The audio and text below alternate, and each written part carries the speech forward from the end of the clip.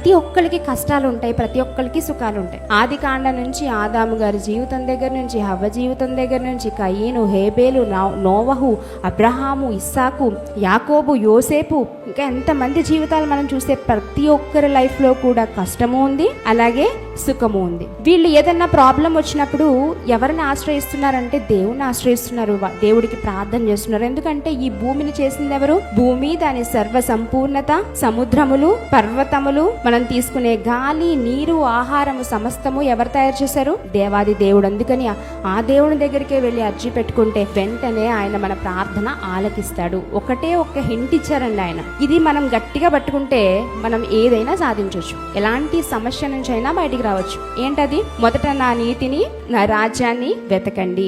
ఆయన నీతిని, ఆయన రాజ్యాన్ని వెతికినప్పుడు దేవుడికి ఏమిష్టమో అవి కోరుకోవడానికి ముందుకు వస్తారు. కాబట్టి దేవుడు అటువంటి ప్రార్థన వింటాడు.